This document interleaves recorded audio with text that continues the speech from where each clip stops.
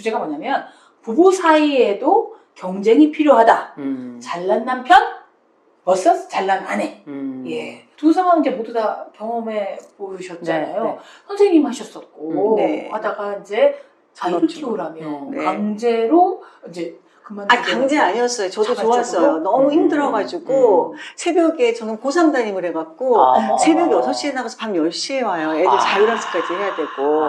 그래서 너무 힘들었어서 새벽에 이 보스 가방 도시락 가방 하나 두고 택시 잡는 여자는 다 선생님이에요. 그래서 저는 그때도 힘들었는데 마침 남편이 그만뒀으면 좋겠다고 하고 기꺼이 아닌 척은 했지만 기꺼이 그만뒀어요. 저는. 예. 아니 뭐 저는 전업주부였던 시절이 있어요? 있었죠. 저 진짜? 이제 박사하고 그 다음에 이제 한 2, 3년 정도, 물론 이제 뭐 시간 강사 이런 것도 있긴 있었지만, 그때 이제 애들 막 키우면서 한 3년 정도 거의 집에서 집거를 했었죠. 집거. 네. 그리고 제가 내린 결론은 일이 쉽다. 저도 네. 결혼하고 직장을 탁 때려치우고. 저는 이제 만 5년 정도 기자 생활 하다가, 70억 성공 끝에 결혼한 남편이, 그때는 when he was young and rich. 진짜. 돈이 있었을 때. 중요한 건 was. 그래서 만약에 다시 태어난다면 전업주부 워킹맘. 저는 뭐 100% 워킹맘이에요. 네, 100%. 왜냐면 전업주부 해보니까 이게 못할 짓이에요. 왜냐, 일단 힘들어. 쉼이 없는 일이고요. 네. 그리고 제가 가장 힘든 것 중에 하나가 뭐냐면 제가 요리를 못해요. 전 제가 한 요리는 저도 못 먹어요. 그냥 내가 한 요리를 내가 먹는 게 너무 괴로운 거예요. 너무 괴롭고 우리 애들도 어린데 애들이 뭐 젖병만 빨다가 이유식을 먹잖아요. 젖병을 안 놓으려 그래. 엄마가 그걸 못 먹겠는 거예요. 아니 이유식도 못 만들어요? 아니 이게 맛없게? 나름 한 거예요. 최선을 다했어. 근데 그때 또 인터넷이고 이런 거 없으니까 그냥. 근데 이제 문제는 뭐냐면 제가 간을 보잖아요. 진짜 먹어도 맛이 없어요. 너무 맛이 없고, 그래서 이제 큰 애한테 먹이고, 그럼 애가 이제 안 먹으려 그러면 이제 그거 다시 작은 애한테 먹이고, 그럼 둘 다 안 먹고, 그럼 이제 결국 남겨놓다가 남편 정말 이건 음식이 아니라 그러고, 이런 걸 이제 반복하니까 약간 재미가 없더라고요. 재미가 없고, 저는 이렇게 쓸고 닦는 거에 별로 관심이 없어요. 근데 또 살림의 여왕이시잖아요. 아이, 말이 그렇지. 무슨 여왕이에요. 나 요새 텔레비에서 무슨 여왕이라면 하나도 안 믿어. 무슨 여왕이에요. 그냥 하는 거지. 그냥 보통 사람 하듯이 하는 건데. 보통 사람 아니시래요. 아니. 저는 전업주부 전 좋아요. 좋은데 제가 오래 해보니까 이제 젊었을 때는 전업주부 괜찮고 식구가 다 있었을 땐 괜찮아요. 근데 다 나가고 나니까 전업주부는 일단은 그 목표가 없어요. 성과가 없고. 그러니까는 이거를 일을 하지만 안 보이면은 안 하면 표가 나지만 이게 내가 언제 어디까지 승진을 한다든가 몇 점을 맞는다든가 이런 게 없으니까 목표의식이 없으니까 재미가 없어요. 성과가 없으니까. 그러면서 점차 시간이 지나다 보니까 나는 뭘 했나 이런 생각이 자꾸 들어요. 애들 키우는 게 전업주부는 뭐 굉장히 뭐 잘 키우셨고 남편도 잘했고 그건 그들의 일이고 내가 안 했어도 그거는 어느 정도는 서기만 있었으면 됐을 것 같아요. 그래서 다시 태어나면 나는 워킹맘. 좋아요. 근데 이런 워킹맘. 왜냐하면 나름 말로는 전업주부 생활 해봤는데 살림이라는 게요. 여자들에게 더 일 많이 시키기 위해서 사람들이 살림이란 건 살려내는 일이야. 소생시키는 일이야. 굉장히 표장을 잘하지만 살림이란 건 본질은 제자리 찾기예요. 저는 직장 생활할 때 목표나 그런 거 안 세운 사람이었어요. 왜냐면 아니 그냥 하다 보면 거기에 가는 거예요. 그렇죠. 우리가 뭐를 세우는 게 아니라 가다 보면 성과가 있는 거예요. 실력이 없어도 왜 그럼 어지간하면 시간이 지나면 사장장 시켜주잖아요. 그리고 살림은 칭찬해주는 분이 없어요. 맞아요. 네, 살림의 고수들이 왜 이렇게 많아? 게다가 뭐 친정어머니, 우리 엄마는 일이 안 만들던데 뭐 이런 얘기하면 뭐 네가 뭐 고추장을 담느냐, 된장을 담느냐, 네가 그렇다고 해서 뭐 저기 강가에 가서 도끼로 얼음을 깨고서 네가 기저귀를 빨아봤냐 이런 얘기만 하잖아요. 맞아요. 그래서 제 적성에 맞는 일을 찾아서 제가 즐거움과 맞아요. 내가 좀 약간 유용한 사람이구나 라는 걸 느낄 수 있으면 좋겠어요. 저는 그런 의미에서 정말 아까 진짜 좋은 말씀 해주신 게 아니 그 사회생활 하다 보면 어쨌든 승진도 하고 뭐 하잖아요. 제가 볼 땐 전업주부 3년이면 대리 달아줘야 돼요. 대리 달아주고 그 다음에 이제 뭐 차장 들어가고 과장 들어가고 팀장 들어가고 해서 나중에 CEO까지 쭉 갈 수 있도록 그래도 제가 볼 때 이렇게 한 3년 5년 이런 주기로 인생의 일종의 승진기를 좀 만들어 놓으면 너무 좋을 것 같아요. 예를 들어서 뭐 강 대리님, 강 과장님 이런 식으로. 뭐 근데 저는 괜찮은데요? 전업주부 한 6개월 때부터 깨달았어요. CEO라는 거. C 이거 언제까지 해먹으라는 씨. 얘기야. 아 씨. 근데 보면 전업주부를 할 때 뭐 살아보시니 뭐가 제일 짜증나셨어요? 짜증나는 건 전 별로 없었어요. 왜냐하면 금전적으로 굉장히 쪼들리는 경우가 많아요. 근데 저는 남편이 그렇지는 않았어요. 그래서 뭐든지, 그리고 남편이 항상 전업주부 너무 훌륭하다. 너의 가치와 나의 가치는 같다고 늘 그랬기 때문에 난 내가 굉장히 훌륭한 일을 한다고 생각을 했었어요. 그리고 남편이 만약에 우리가 헤어지면 재산의 반은 무조건 네 거다. 항상 그거는 그래요. 지금도. 제가 보니까 남편이 혀가 의사네요. 혀가 아니 네. 근데 혀준이라고. 근데 뭐 부인이 돈 쓰거나 뭐 이런 거에 대해서 관여를 안 해요, 사실은.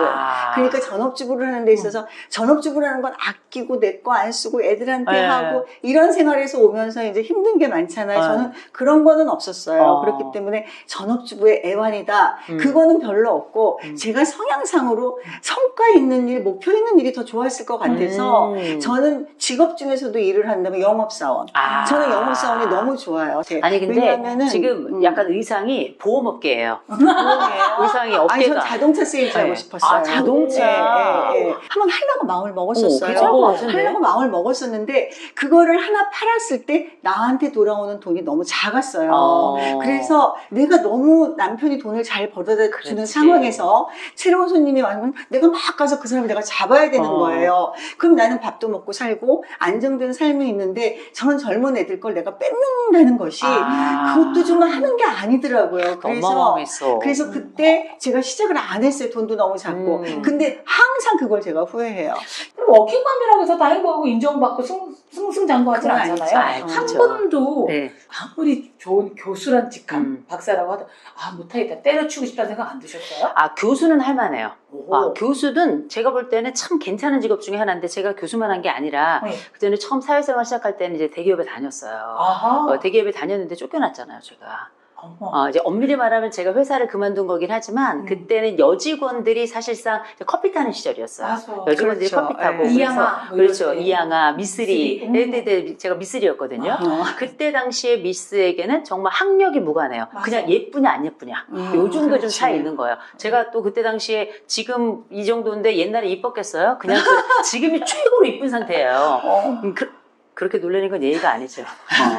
근데 여하간에 이제 그때 당시에 딱 들어갔는데 그때 뭐 커피를 타는 건 기본이고요. 전 좀 부지런한 편이라 좀 일찍 가고 그 다음에 굉장히 늦게까지도 일을 하는 편이었고 약간 제가 기획을 잘했었어요. 기획을 잘해가지고 그때 당시에 이제 기획부에 여성 직원이 거의 없었는데 제가 여성부 직원으로 딱 들어갔거든요. 그래서 기획을 딱 해서 그랬더니 과장님이 야 미쓰리 이리 와봐. 야 이호선 일로 와봐. 이렇게 그때 막 반말하잖아요. 일로 와봐. 딱 보더니 저한테 딱 보는 앞에서 이거를 바닥으로 이 기한지를 확 뿌려버리더라고요. 이런 쓰레기 같은 걸. 그래서 제가 그때 치마를 입고 있었는데 기어가지고 울면서 이걸 주웠어요. 그리고 난 다음에 이제 요걸 이제 밤새도록 다 한 거야. 다시 기획을 해가지고 다시 고쳐가지고 그 다음에 아침에 딱 냈어요. 그랬더니 딱 이거 보더니 나가 이러더라고요. 그런가 보다 했는데 그날 저녁에 회식이었어. 네. 회식이었는데 옛날 회식은 다 왜 바닥에 앉는 그렇죠. 그런데 방석 앉아서. 그 싸구려 노란 그 네. 저기 바닥에 있는 네. 거기 앉아가지고 있는데 옛날에는 왜 그런 방마다 다 담배 피우고 네, 맞아요. 그리고 왜 이게 공사하고 앞에서도 펴댔지. 네, 다 그 쓰레기통이 다 있었잖아요. 네네. 왜. 그 쓰레기통을 딱 가져오라고 다른 직원을 시키더라고요. 어머. 딱 놓고 그 다음에 제가 그 냈던 기획안을 딱 가져온 거예요. 어머, 과장이. 딱 가져와가지고는 거야. 야 여러분 봐. 쓰레기는 이렇게 처리하는 거야. 딱 받은 상태에서 새로 만든 불을 거야. 확 지르고 어머, 이게 딱 어머. 썰어진 거예요. 어머. 근데 그때는 제가 술을 마셨어요. 지금이야 술을 안 하지만 그때는 제가 그나마 잘 못하는 술을 완전히 과음을 했는데 제가 옛날에 태권도 선수였잖아요. 태권도 선수였어요. 3년 잘못했어요. 동안. 뭔지 모르죠. 네. 그런데 제가 이제 나중에 과장님이 화장실을 갈 때 제가 따라갔나 봐요. 어머. 저도 기억이 안 나는데. 근데 제가 이제 약간 협박 비슷하게 했었나 보죠. 가만두지 않겠다. 그랬더니 제가 때린 게 아니고 과장님이 도망을 가다가 넘어져 다리가 부러진 거예요. 그래가지고 제가 입사한 지 1년이 안 돼가지고 본의 아니게 정말 그 강제 퇴사처럼 이렇게 당해가지고요. 제가 물론 낸 거지만 그래서 제가 내가 조직이 안 맞는구나. 미안해. 웃어서 미안한데요? 네. 그때 제가 알게 된 거죠. 야, 이게 여자로 살면서 직장 생활하는 게 이게 보통 일이 아니구나. 그리고 너무 불공평하다. 내가 이러려고 공부했고 내가 이런 대접 받으려고 와가지고 밤새서 오고 그리고 똑같이 있어도 남자 그렇죠. 직원들하고 이게 게임이 안 되는 거예요. 내가 못해서라는 생각은 별로 안 드는데 맞아. 그러면서 제가 이제 그 뒤로 이제 강남의 쪽집게 과외 선생으로 돌아서서 이제 또 수많은 유명인들을 이제 대학을 보내고 그 뒤로 이제 제가 이제 안 되겠다 싶어서 그때부터 심리학 공부를 하면서 지금 이 자리까지 이렇게 오게 된 거죠. 유능하시구나. 네. 근데 그럼에도 불구하고 왜 그러면 다시 태어나도 진짜. 워킹맘을 하겠다고 하냐 하면 근데 그게 모욕 준 사람은 우리가 그 모욕을 무시할 권리가 있다는 거죠. 안 다녀. 사표 던질 수도 있고 저주할 수도 있고 맞아. 예 저주를 가끔 했어요. 근데 무시하면 그만이고 그렇죠. 성함조차 기억이 안 나는 상사가 꽤 있었는데 그 이제 왜 마음만 갖고 안 되는 일들이 있잖아요. 저도 전업주부 3년 했을 때 제일 괴로웠던 게 뭐냐면 돈이 있지만 월급 받을 때 이제 비굴해졌어요. 남들한테. 그때 봉투를 줄 때 동전까지 이렇게 들어있었고 전해줄 때 있잖아요. 월급 봉투. 노란 봉투. 네. 이런 것들이 사회에 나와서 이제 제가 보니까 건 아닌 것 같기도 하지만 어쨌든 한 번 태어난 인생은 제 이름 걸고 살고 싶잖아요. 누구 엄마, 누구 부인이라기보다. 사실 우리가 자매도 경쟁하잖아요. 그렇죠. 형제끼리도 경쟁하는 네, 것처럼 네. 부부도 조금 경쟁하면 이런 생각이 들 것 같아요. 남편이 너무 잘 나가면 땡큐죠. 그런데 나도 좀 그런 생각 들은 적 없어요. 저는 든 적이 있었거든요. 저는 그런 생각은 하나도 없었어요. 아, 진짜요? 네, 부부는 제가 보기에는 목표가 같아요. 아. 경쟁이라는 건 보통 하나를 가지고 둘이 나눌 때 경쟁이라는 게 생기는데 여기는 목표가 같고 같이 도와주면서 그 길을 같이 가는 존재니까 저는 경쟁이라는 개념은 전혀 없었어요. 그렇게 남편에 말씀하시면 제가 대해서. 쓰레기잖아요. 아유, 그게 아니고. 저희 남편 정말 좋은 사람이고요. 예, 근데 이제 제가 말씀드린 건 뭐냐면 저도 이제 남편 잘 되는 거 좋고 저도 뭐 하면 남편이 응원하고 하는데 왜 이런 거 있잖아요. 아까 말씀하셨죠. 내 이름을 걸고 그렇죠. 이런 약간 그 모종의 모호한 감정들을 아니, 전업주부들이 그거는 많이 느끼더라고요. 자의식이 굉장히 강하시고 똑똑하셔서 그래요. 저는 어릴 때부터 그 목표가 결혼하는 게 목표였어요. 엄마가 대학교 졸업하면 결혼해야 된다. 항상 30 이전에 애 낳아야 된다. 이래서 그게 인생의 목표였기 때문에 저는 결혼을 그냥 목표대로 잘 한 거예요. 근데 지금 시간이 지나고 보니 그것이 목표일 수가 없다는 거예요. 그게 이 결혼이라는 게 삶의 수단이지 어떻게 그게 인생의 목표일 수가 있어요. 그래서 그거는 교육, 우리 시대의 교육. 우리 때는 더 저보다 뭐 다 비슷비슷하지만 그때는 그래도 예다원 다니고 꽃꽂이 배우고 결혼한다고 많이 그랬었어요. 맞아요. 예. 그렇게 배운 거기 때문에 그렇게 생각을 한 거고 결혼해서 남편하고 같이 내가 워킹맘으로 나도 같이 성장하고 이런 생각을 저는 못했던 거예요. 그래서 지나고 보니 그게 바른 거는 아니었다. 뭐 나한테 맞는 거는 아니었다. 이 생각을 하는 거죠. 예. 거리는 작지만 아이를 기가 막히게 잘 돌보는 남편? 아이랑한테는 좀 대면도 못 놀지만 월 1,000 이상 정도는 버는 남편. 저는 그래도 능력 있는 남편이 좋아요. 돈 잘 버는. 네, 돈 잘 버는 남편. 왜냐하면 대체로 이게 같이 가기가 힘들어요. 아이도 잘 보고 부인한테도 잘하고 돈도 잘 벌어. 이러기는 좀 어려운 것 같아요. 왜냐하면 돈을 잘 번다는 건 그만큼 나가서 시간을 많이 써야지 그 결과로 올 수가 있는 거거든요. 나중에는 시스템으로 그게 내가 쉬어도 돌아올 수가 있지만 젊은 날에는 그럴 수가 없을 것 같아요. 근데 대체로 보면 하나 성실한 사람이 하나 열심히 하는 사람이 다 열심히 하는 것 같아요. 그래서 나가서 일도 열심히 하고 하는 사람이 짜투리 시간에도 애도 그래도 보려고 하고 그런 생각이 있지 애만 잘 보는 사람은 특별히 전업 남자로 태어나지 않는 한은 아닌 것 같아요. 저는 그래서 능력 있는 남편이 좀 더 좋아요. 그래도. 저는 능력 있는 남편이 저도 좋아요. 왜냐? 이렇게 능력 있다. 애를 내가 보면 되잖아. 꼭 뭐 그 사람이 봐야 맛인가? 그리고 이제 말씀하신 것처럼 뭐 저는 뭐 돈 잘 버는 사람이 뭐 보면 애도 열심히 보려고 하더라. 그렇지 않은 경우들도 많이 있죠. 있는데 네. 하나라도 해라.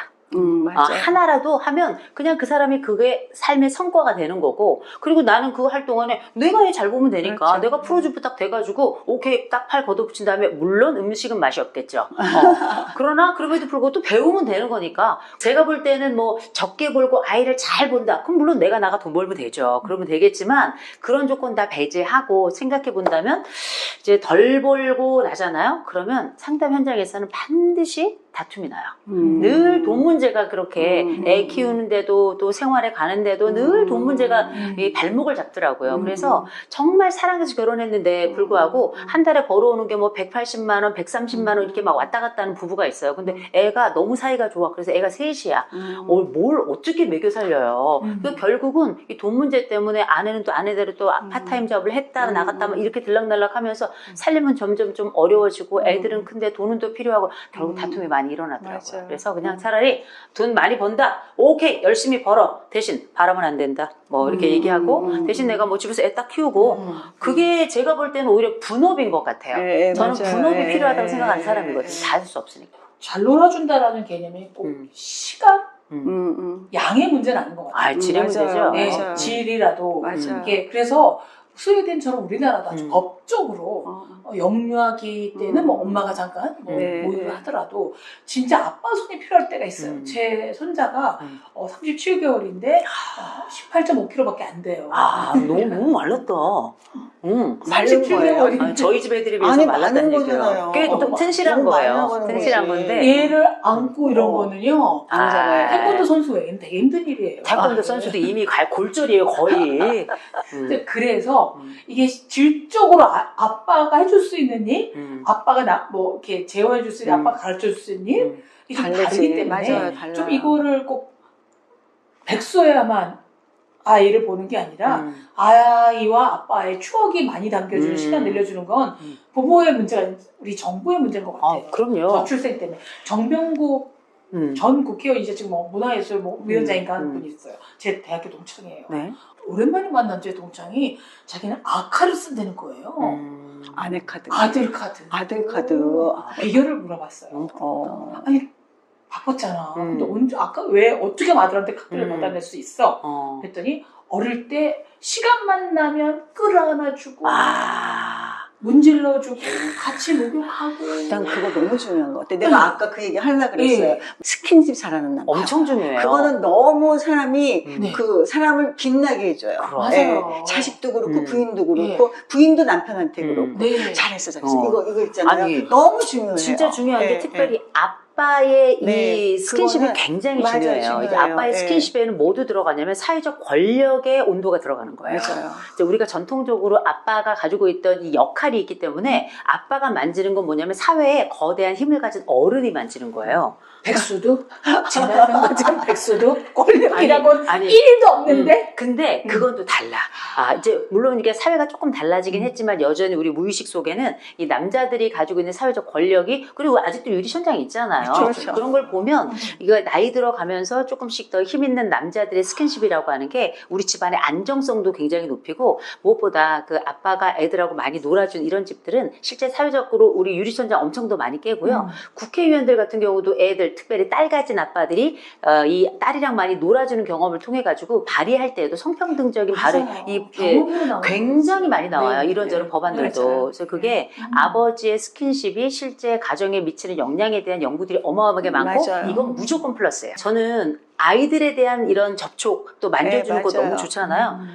부인들도 만져야 돼요. 그럼요. 네. 똑같아요. 부인도 네. 남편 연락이 만져야 되고요. 네, 남편도 서로. 네. 아내 표정이 좋진 않은데 만져줘야 돼요. 만지는 맞아요. 중요한 부부들은 거예요. 훨씬 더 부부관계가 좋아요. 그리고 오래 살아요. 굉장히 오래 중요해요. 살아요. 맞아요. 맞아요. 전 진작 죽었어야 됐네요. 그래서 너무 살 좋아하는 남자. 그게 가정에서 필요해요. 살 좋아하는 남자. 근데 이게 또 한면 상담 안 현장은 좋아야 돼. 상담 애들한테 좋아. 현장은 또 이렇게 살 만지는 걸 좋아하는 남자를 너무 괴로워해요. 아내들이. 그건 살만 만지니까. 근데 보통은 살만 만져요. 그러니까 그렇죠. 이게 마음을 주물러줘야 되는데 그렇지. 여기까지 그렇지. 외적인 가슴만 주무르니까 네, 이게 그건 안 너무 싫은 되는 거지. 거지. 이제 안쪽까지 주물러줘야죠. 그렇지. 그렇죠. 네. 너무 슬퍼져서 다음 주제로 넘어가야 될 것 같아. 자녀복 있는 여자와 남편 복이는 남편복 있는 여자 중에 고른다면 네, 뭐부터 고르시겠어요? 저는 남편 복이에요. 저는 저는 상담 현장에서도 똑같은 얘기하고 강의할 때도 똑같은 얘기하는데 실제 일상을 살아가면서 나랑 같이 정말 얘기해야 되는 사람은 남편이거든요. 그리고 저는 어렸을 때도 저는 애들한테 별로 관심이 없었어요. 사랑하지 않는 건 아니지만 저는 남편 때문에 결혼한 거라서 남편이 나 몰라라 너무 섭섭하고요. 부부간의 행복감이 실질적으로 저한테 너무너무 중요하고 전 다음 생에 태어나도 아마 똑같은 얘기를 하게 될 것 같아요. 만족감이 높아서 뭐 이런 것도 있겠지만 이 남편이 나에게 주는 영향력이나 또 부부간의 관계가 오래 사는 세상 속에서는 굉장히 중요한 게 행복감이 아이들에게 그대로 전달이 돼요. 거의 100%예요. 저도 남편 복 있는 여자가 좋고, 자식 복이 있어야 남편하고도 관계가 더 좋아져서 필요에 의해서 자식도 좀 잘 됐으면 하는 거지. 남편이 나하고 모든 생활을 다 주도를 하고 자식은 나를 그렇게 나눌 수는 없거든요. 네. 남편하고 다 나누니까 전 남편이 우선이에요. 그리고 자식은 곧 가. 그럼요. 그럼요. 네. 그래서 우리가 지금 막 덥지만 금방 겨울 오잖아요. 그렇죠. 그런 것처럼 애들 뭐 이렇게 어린 것 같지만 눈 떠보면 그럼, 애들이 막 맞아요. 늙어가지고 우리보다 맞아. 더 늙어 보일 때도 있잖아요.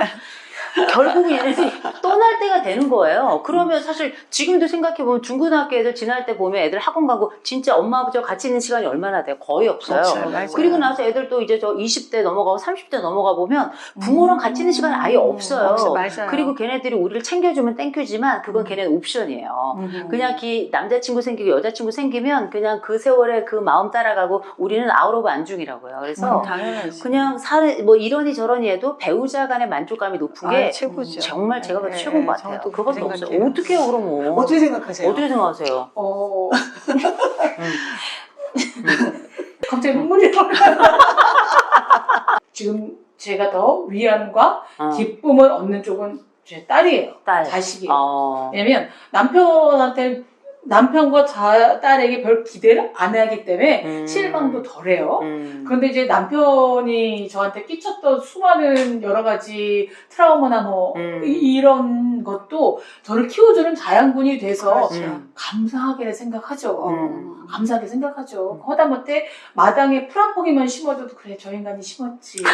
정원사를 줬다한테 비용을 지불했다면 얼만데 그래 와인 한 병 사주자까지 되는데 자녀 같은 경우에는 제가 투자한 거에 비해서 너무 저한테 잘하는 거예요. 네. 그러니까 그게 복이라는 게 무슨 남한테 자랑은 우리 아이가 어디 들어갔어? 우리 아이 이번에 상 받았어? 우리 아이 이번에 건물 샀어가 아니라 그러니까 남편하고 대화가 안 통할 경우에는 그렇죠. 친구하고 풀거나 영화 보고 되는데 자녀가 그럼요. 저한테 약간 무시한다거나 이렇게 소원한다거나 그러면 나이 드니까 거기에 이제 예민해져. 제가 굉장히 둔감한 편인데 제 딸이 문자를 보냈는데 익십하잖아요.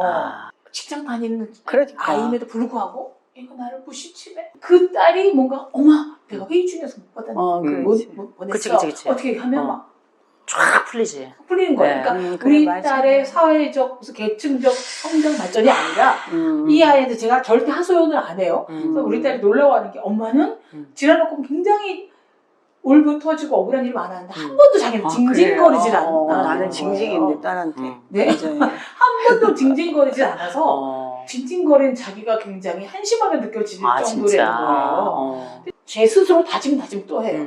딸에게 제가 사랑을 주더라도 집착하지 말고 이 집착이 접착의 단계까지 넘어가면 서로 고통스럽기 때문에 감사하며 지내자.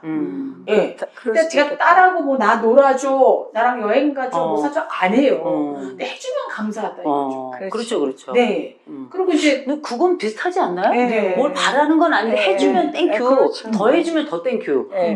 저는 여기 어폐가 있어요. 남편이 나한테 잘해주고 잘 맞아서 남편 복이 중요하다 이게 아니라 남편 복이 자식보다는 살아보니 더 중요한 것 같은데 저도 부족한 게 많아요 남편한테. 세상에 호강에 겨우 아니 남편한테 없는 부분을 갈구하는 게 많은데 그게 남편이 중요하더라 자식보다 그 느낌이지 다 해줘서 남편이 좋다 그건 아니에요. 근데 분명한 우리 건 남편이랑 3일만 하면 근데 위기의 순간에는 남편밖에 없어요. 위기의 순간에 자식이 그 옆에 있어주질 못하고 또 자식이 사실 어떤 상황이 딱 닥치잖아요. 어떻게 해야 될 줄 모르더라고요. 그리고 왜 경우에 따라 이게 누워있는 순간에도 왜 내 배우자에게는 그래도 치부를 보일 수 있잖아요. 나이가 들어가서 진짜 왜 누구에게도 얘기하지 못하는 그런 순간이 오잖아요. 뭐 예를 들어서 뭐 그렇죠. 변을 치워야 돼. 네. 이런 순간이 저는 애들한테는 못 맡길 것 같아요. 물론 이제 뭐 간병 뭐 이런 게 있겠지만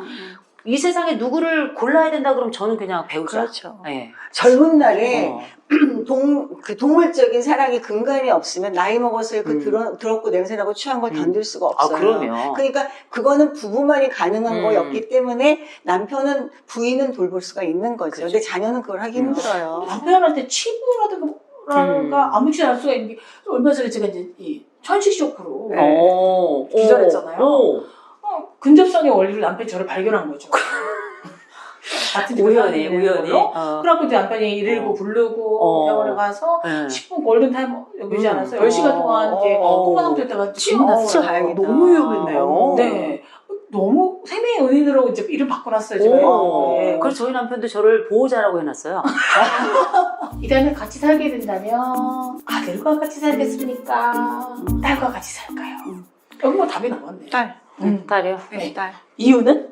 이유는 딸은 편해요, 일단. 그리고 나는 집에 오래 머무는 시간은 그래도 저희 딸 같은 경우는 지금 직장을 안 다니거든요. 전업주부예요. 그러니까 많은 시간을 보내는 사람이 자기 피가 섞인 사람이 좋다고 생각해요. 그러니까 사위는 나가고 딸은 집에 있으면서 나랑 시간을 많이 보내니까 내가 피가 섞였으니까 가장 편안할 것 같고 아들은 나가서 일하고 며느리하고 내가 시간을 보낸다면 그거는 남의 식구기 때문에 좀 불편할 것 같아요. 며느리가 일하는 여성이라도요? 일하는 여성인데 그 집 가서 내가 혼자 있기 싫어요. 쉽지 않죠. 그거는. 네. 참 어렵긴 한데. 아들, 딸 다 있어요? 다 있어요. 아들, 딸 다 있는데, 있기는 한데, 저는 물론 이제 나한테 잘하는 놈 하고 있고 싶죠. 그게 사실 그렇죠. 정답이긴 네. 한데, 그런 면에서 보자면 애들은 다 뭐 착하고 잘하는데, 딸이 조금 더 살가워요. 그래서 이제 왜 이렇게 챙기고 이런 거, 신경 쓰고 이렇게 안부를 묻고 이런 거는 횟수가 딸이 훨씬 더 많아요. 그러니까 이제 그런 면에서는 좀 그렇긴 한데, 둘과 함께 살아야 된다? 그냥 전 실버타운이 좋을 것 같아요. 이거 누구한테나 그런데 네. 꼭 선택을 해야 된다면 딸이 저는 더 좋아요. 저는 딸밖에 없기 때문에 이건 뭐 선택권이 없다 손치도 만약을 가정한다면 그러니까 딸네 집이냐 아들네 집이냐가 중요한 것 같아요. 저는 제 집으로 끌어들이는 거지. 차라리. 제 집 주도권 제가 갖고 싶어요. 집주인이 나다. 혹시 그게 다른 거죠. 그러니까 실버타운하고 괜찮죠. 같은 맥락인 그렇죠. 거예요. 제 집으로 끌어들여서 그것도 제가 이제 네. 등기부 등본을 주면서 내가 집주인이다라는 걸 하면 불쌍하거나 얹혀 사는 거 안 될 것 같고요. 시어머니한테 호되게 굴는 사람 딸들 별로 없어요. 친정엄마한테는 너무 막대하더라고요. 많아요. 너무 편안하니까. 의외로. 사위 눈치도 보고. 며느리는 시어머니한테 이게 상욕을 하는 경우들이 진짜 이게 학대에 준하기 때문에 그렇죠. 사실 우리가 굉장히 많을 것 같지만 그렇지 않아요. 그렇지 않은데 의외로 정말 딸들이 엄마한테 막 상욕하고 뭐 진짜 막 경제적 학대하고 이거 먹지 말랬잖아. 뭐 이러고. 딸 맡긴 다음에 저 뺨때 진짜? 뺨때 그럼요. 이런 일들이 옛날에는 그렇지 않았어요. 엄마하고 딸은 거의 그 자매처럼 가잖아요. 그렇죠, 맞아요. 요새는 워낙에 친밀하니까 맞아요. 자매처럼 가면서 이 부모 또 이를테면 연령이 많은 사람들에 대한 일련의 존중감, 존경심 이런 것들이 친구라는 개념을 이렇게 끌어내려진 것 같아요. 맞아요. 그러면서 맞아요. 딸들이 엄마를 좀 함부로 하는 건 있어요. 맞아. 요즘도 반말하니까 대부분. 그렇죠. 아까 이 교수가 차라리 실버타운 가면 있다 그랬잖아요. 실버타운이 좋지. 저도 어떠세요? 되게 좋아요. 실버타운 가실 의향이 있으세요? 그럼요. 저는 아파트에서 내가 능력이 있다 하더라도 내 몸을 내가 굴린다 하더라도 남편하고 같이 사느니 전 지금도 실버타운 가고 싶어요. 남편이랑 같이 사느니? 아니, 아니요. 둘이 같이. 둘 다 있죠, 있죠. 우리가 둘 다 운동 능력이 있고 네. 움직일 수 있고 편안히 우리가 밥을 해 먹을 수 있어도 실버타운으로 일찍이 가고 싶어요. 저는. 나쁘지 않아요. 예, 예. 전 아니에요. 저는 다양한 사람을 만나고 싶어요. 거기 다양해요. 노인들만 보잖아요. 그렇지 않아요. 그거 이제 그 실버타운에 가면 다 노인들이 물론 많이 들어오시긴 하죠. 그다음에 옆동에 사시던 유인경 할머니가 돌아가셨습니다. 또 이런 얘기도 비보를 듣는. 아니 대신에 슬플 것 바로 옆동 B동에 응. 예를 들어서 뭐 미형 할머니께서 입소하셨습니다. 이것도 있는 거예요. 진짜? 그래서 우리가 잃는 분들도 있고 또 맞는 분들도 있기 때문에 응. 제가 볼 땐 그건 사회하고 별 차이가 없는데 의외로 실버타운에 뭐 노인들만 있고 거기서만 머문다고 생각하시는데 이분들 다 나들이다녀요. 그러니까 네, 그 얘기예요. 저는 제가- 집안일을 안 매이고 네. 나가다닐 수 있는 것 영양사 같아요. 다 있고요. 네, 맞아요. 그럼요. 그래서 제가 전직 기자로서 기자 시절에 뭐 일본이나 뭐 해외에 실버타운을 취재를 했었어요. 근데 거기 계신 다 분들이 노인들이니 주로 활기차고 한 뭐 프로그램에 따라 다르겠지만 저는 그거 별로 안 좋아하거든요. 음. 같이 뭐 이렇게 그렇죠. 게임합시다. 뭐 아주 그거 그거 아니라 그거는 좀 더 나이 먹은 사람 네. 약간 그건 널씨 양로원에 양로원의 해당되는 개념이고. 지금 실버타운은 아파트에서 내가 해먹고 이런 거 귀찮으니까 그냥 네. 그 다른 구조 다 해주는 대로 들어간다는 그것도 개념의 실버타운인 돈이 거죠. 있어야 네, 가능한 맞아요. 거예요. 네. 그래서 요 이제 뒷방 노인 시절의 노인들만 맞아요. 그런 생각하시는 거고 본인이 아주 럭셔리하고 요즘 보니까 뭐 신세계 네. 백화점, 롯데 이렇게 그런 곳에서도 실버타운을 초과로 이제 상위 뭐 몇 퍼센트 노인 한다고 하더라도 저는 초등학교 근처에 있는 집에서 그 애들도 보고 푸른푸른 새싹들이 자라는 거 좋아요. 네, 보고 맞아요. 하고 하는 게 맞아요. 나을 것 같아요. 물론 삼시세대 걱정 하나도 안 하고 그거, 세탁도 다 해주고 맞아요. 거의 호텔 수준이라고 맞아요. 하더라고요. 예. 그럼에도 불구하고 이렇게 너무 또래 노인들 맞아요. 보면 아니 사람 섞여 사는 게 건강에 되게 좋고 좋죠. 그건 맞아요. 그래서 예. 요새는 실버타운마다 뭐 하냐면 세대 통합 프로그램이 되게 많아요. 그래서 유치원 애들이 와가지고 오면 거기서 뭐 옛날 얘기도 해주고 같이 돌아다니고 프로그램도 하고 이런 거 워낙에 많이 해요. 왜냐하면 이런 이제 수요들이 있기 때문에 네네. 또 두려움도 있기 때문에 또 너무 걱정하지 않으셔도 돼요. 그런데요, 워낙 뭐 노년, 뭐 또 심리학 전문가니까 노년의 문제 중에 하나는 옛날에 뭐 전 친구가 없어요 그런 것도 있지만 자녀들과 불화 때문에 너무너무 많은데 자녀들과 잘 지내는 어르신들의 특징이 뭐예요? 이렇게 사시면 돼요. 이렇게 살고. 이유는 뭐냐면 일단은 대부분 자녀들과 잘 지내는 분들의 가장 핵심 중에 하나는 뭐냐면 자녀들에게 전적으로 의지하지 않아요. 자기 영역이 있어요. 자기 시간이 있고 그다음에 약간의 재력도 있어요. 맞아요. 예, 그리고 살아가면서 애들한테 일부 도움 주고 일부 도움 받고 이걸 우리가 사회적 상호작용이라고 부르는데 이런 상호작용이 치우치지 않는 비율로 일어나는 경우가 굉장히 많아요. 기브앤테이크를 네. 해야 된다. 그리고 네. 이제 그런 그 부모들의 특징 중에 하나는 어렸을 때부터 상욕 안 하고요. 워낙에 관계가 좀 좋았고 그리고 그렇게 성장한 아이들이 부모가 보여줬던 것에 대해서 땡큐 할 줄 알고 그러니까 어려서부터 우리가 나누었던 그 상호작용의 방식이 나이 들어서도 똑같은 방식으로 반복이 그렇죠. 돼요. 네. 관계이기 그대로. 때문에 맞아요. 예, 네. 패턴을 하루 갖춰요. 아침에 되는 건 없어요. 그러니까요. 관계의 영재는 없는 것 같아요. 그래서 이제 관계의 영재가 없기 때문에 저희 상담업계가 계속 잘 되고 있는 거예요. 아. 문제가 많으면 많을수록 저희가 성숙이야. 저희 뭐 명절 때 되잖아요. 1년 벌 거 명절 때 다 벌어요. 근데 모든 관계가 부모 자식뿐만 아니라 친구도 그렇고 부부도 그렇고 그렇죠. 어느 한쪽 방향으로만 흐르는 건 맞아요. 지속되지가 않아요. 맞아요, 그러니까는 맞아요. 다 마찬가지인 것 같아요. 친구들이 나이 드니까 친구가 좋습니다. 친구 좋죠. 근데 저는 요새 진짜 약간 좀, 왜 유튜브 같은 데 보면 손절 얘기 자꾸 너무너무 많이 나와요. 네, 뭐 다 많이, 끊어버려라. 심지어 맞아요. 저는 그런 얘기 한 게 아닌데 제가 출연했던 유튜브 중에 뭐 끊어라. 뭐 이런 걸 제목으로 이렇게 맞아. 이제 손절해야 될 끌어가려고. 사람. 네. 근데 저는 그 얘기 하는 게 아니거든요. 근데 이게 손절을 이제 중년 넘으면 할 필요가 없어요. 남은 게 한 줌이야.